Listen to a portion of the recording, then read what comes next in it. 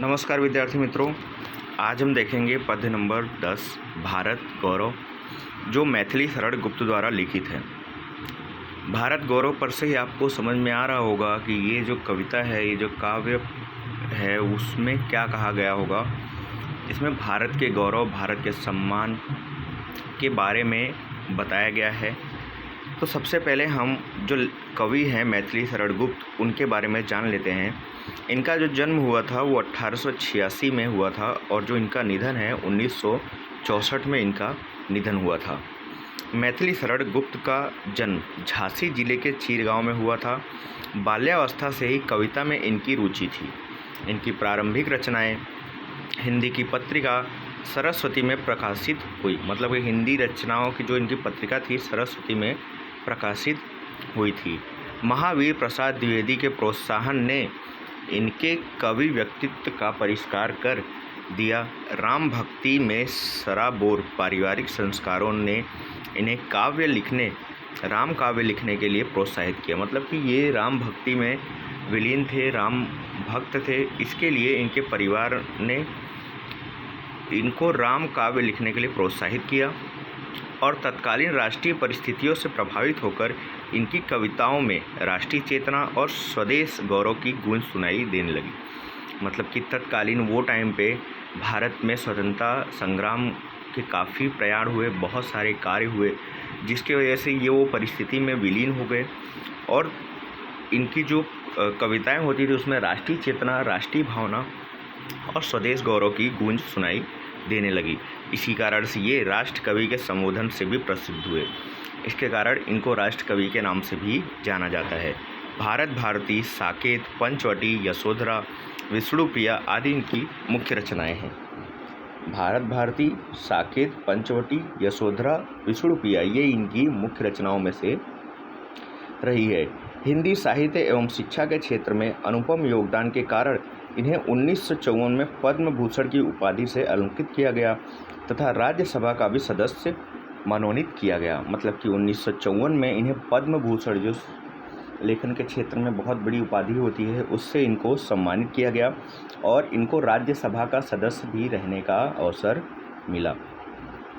तो अभी तक तो ये जानकारी थी विद्यार्थी मित्रों कवि के बारे में। मैथिली शरण गुप्त क्या थे, उनका जन्म कहाँ था, उन्होंने कौन कौन सी कृतियाँ की। अब विद्यार्थी मित्रों, मैंने देखा है कि बहुत सारे बच्चे जब विस्तृत उत्तर लिखने को आता है तो उसमें वो लोग कठिनाइयों में आ जाते हैं। तो अगर 5 नंबर का परीक्षा में पूछा जाता है तो सर्वप्रथम आपको जो लेखक है उनके बारे में संक्षिप्त जानकारी देनी है, जैसे उनका जन्म, उनकी पढ़ाई, उनका किस चीज़ में रुचि थी और उनके जो काव्य क्षेत्र हैं या तो उनके जो कविता क्षेत्र है, कुछ भी जो भी उन्होंने कार्य किया है साहित्य के लिए, वो आपको थोड़ा सा लिखना है पहले पैराग्राफ में। दूसरे पैराग्राफ में आपको संक्षिप्त में जानकारी देनी है जो कि कविता या तो पाठ से रिलेटेड हो, जुड़ा हुआ हो, उसके बारे में आपको जानकारी देनी है। और तीसरे पाठ में आपको पूरा का पूरा जो उत्तर है वो लिखना है। फिर उसके बाद आपको क्या सही लगा, अगर पूछा गया चरित्र चित्रण तो क्या सही लगा, क्या गलत लगा, आपको कविता या पाठ से क्या सीख मिली, उसके बारे में आपको लिखना रहेगा। तब आपको संपूर्ण अंक प्राप्त होंगे, अन्यथा आपको पूरे अंक प्राप्त नहीं होंगे। तो विद्यार्थी मित्रों, आइए अब देखते हैं कि इसमें कवि ने कहा क्या है। ये जो कविता है उसमें कवि ने कहा क्या है। प्रस्तुत काव्य भारत भारती से लिया गया है। मतलब इनके जो भारत भारती जो कविता थी, इनकी जो रचना थी, उसमें से लिया गया है, जिसमें 3 खंड में देश का अतीत, वर्तमान और भविष्य चित्रित है। इसमें देश का अतीत, भूतकाल में कैसा देश था, वर्तमान में कैसा है और भविष्य में कैसा होगा, इसका चित्रण किया गया है। गुप्त जी ने भारत के अतीत का गौरवशाली चित्र प्रस्तुत किया है। इन्होंने भारत का जो अतीत है उसका एक गौरवशाली चित्र प्रस्तुत किया है और इन्हीं विशेषताओं के आधार पर उसे विश्व के सिरमौर पद पर प्रतिष्ठित किया गया है।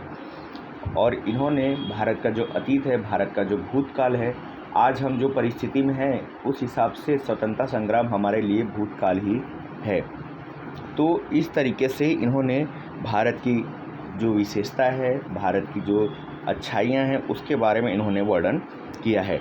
इस काव्य में कवि ने भारतीय सभ्यता और संस्कृति का गौरव का गान किया है। इस काव्य में कवि ने भारतीय सभ्यता, भारत की जो सभ्यता है और संस्कृति का गान किया है। इसके साथ साथ आर्यों के महान जीवन आदर्शों का भी चित्रण किया है। और इसके साथ साथ इन्होंने आर्यों मतलब कि जो हमारे महान लोग थे, जो हमारे पूर्वज थे, जो देश के लिए अपने प्राणों की आहुति दे दिए, वो लोगों का भी चित्रण किया गया है।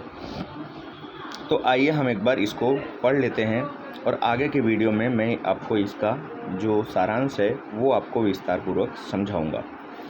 भूलोक का गौरव, प्रकृति का पूर्ण लीला स्थल कहाँ, फैला मनोहर गिरि हिमालय और गंगा जल जहाँ।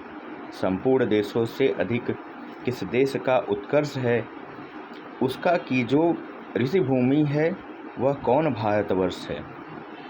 हाँ, वृद्ध भारतवर्ष ही संसार का सिरमौर है, ऐसा पुरातन देश कोई विश्व में क्या और है। भगवान की भवभूतियों का यह प्रथम भंडार है, विधि ने किया नर सृष्टि का पहले यही विस्तार है।